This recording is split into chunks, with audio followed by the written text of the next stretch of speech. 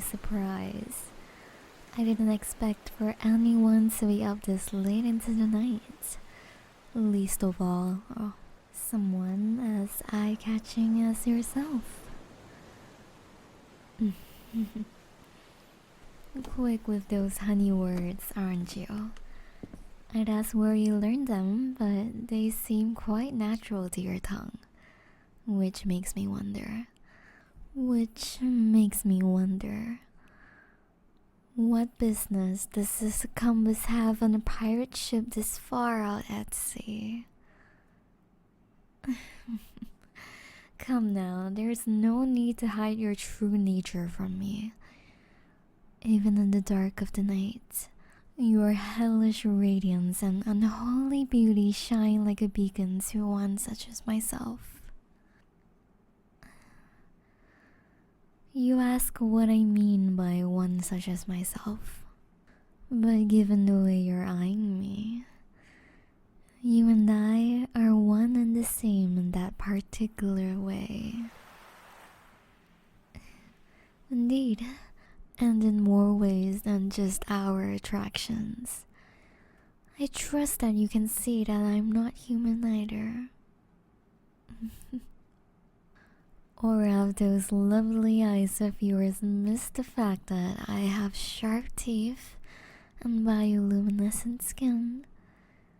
Even if they have, I feel that my voice should give away that I'm something born out of the sea. A siren, yes. Your mind is as sharp as your silver tongue. I quite enjoy that about you. It's a trait that I find myself fond of. Oh, yes, very much so. Especially in my companions. Well, how would you interpret that word? Companions is a fairly common term, yes. But a word can have many meanings after all, and then their meaning can always shift in the common lexicon. Perhaps it means something different to the both of us. It sounds that we have the same definition of a companion then.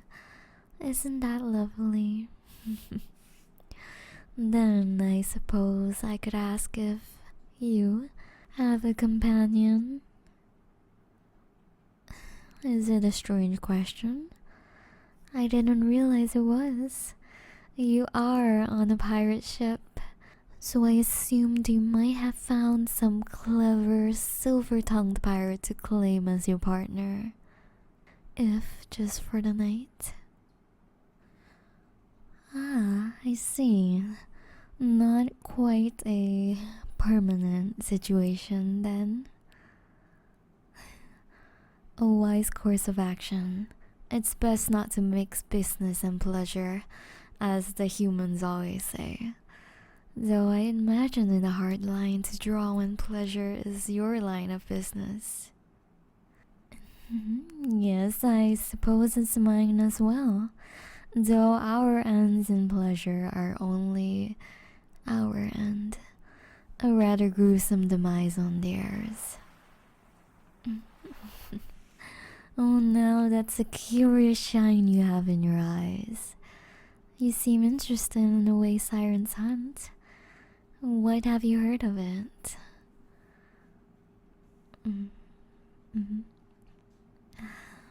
Many people have said that to be the case. However, it's not as you might think. Our voices are not our weapons. They are only our lures. Once we have our prey beneath the water surface, it is then that our true weapons come to play.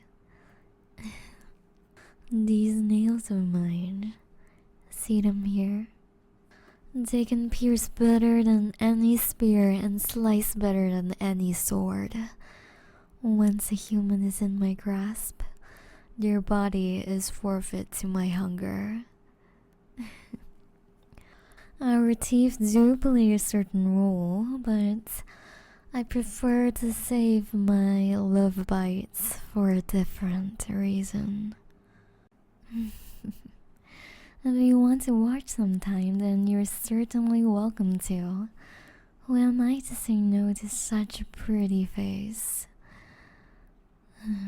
Not tonight, I'm afraid. Tonight, I'm busy having a conversation with an incredibly attractive succubus, and I'd much rather stay right here than do anything else. Sweet, am I? Can you taste me from here? I see. How fascinating. I was unaware that demons like yourself could taste it when someone was interested in you. And then is the taste of my attraction satisfying to you?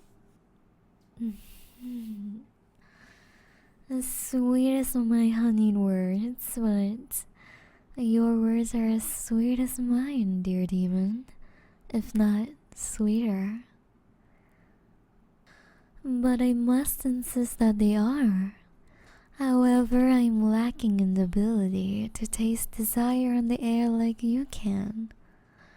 Though, if you were to come closer and allow me a taste of your lips, I'm sure I can make a more accurate assessment. No, most certainly I could. I have quite a keen sense of taste.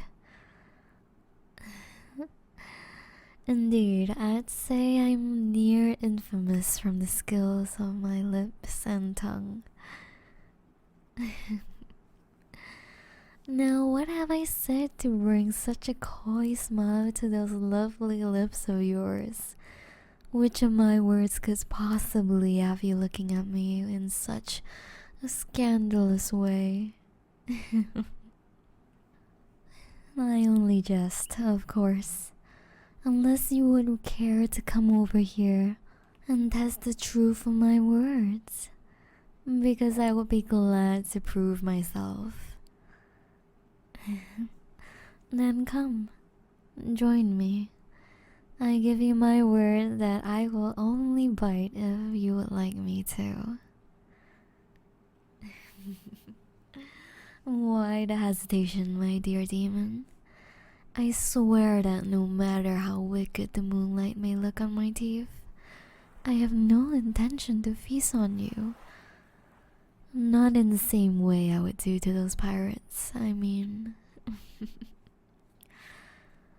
But please don't let me sly words to turn your interest away from me. There is more than enough room on these rocks for the both of us, and I will be very pleased to be closer to you. Those devilish wings of yours, I can see them beginning to move. Come, join me.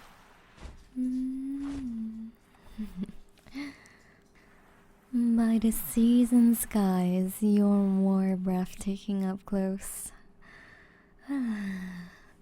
What a charmer you are. Such pretty words and a pretty voice. You would make a fine poet, should you ever have the desire to become one. The inspiration of a muse, huh? Why, I would be honored to become the muse for one as beautiful as yourself. It would be my pleasure, in fact. If that happens to be the case, then I think it would be very pleasurable for us both. There is a great amount of inspiration to be found in a companion, especially when they are someone you have such an effortless connection with. No, you're right. I did say that, didn't I?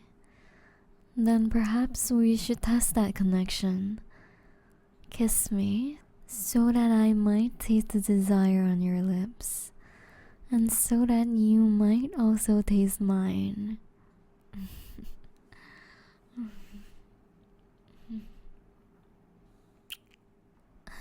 Now, I may not be a succumbus like herself, but that tasted like a very strong attraction to me.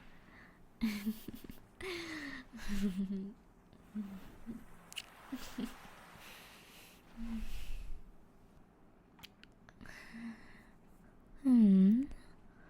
What is it, dear demon? Why do you pull yourself away from me? Your horns. They're glowing like flames.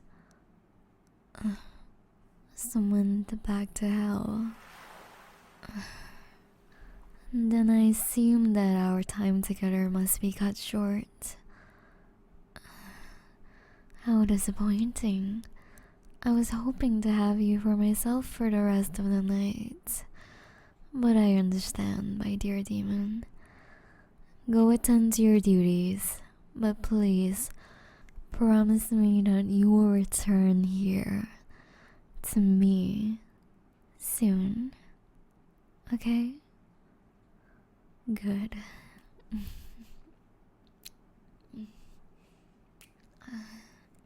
Then go, my dear demon.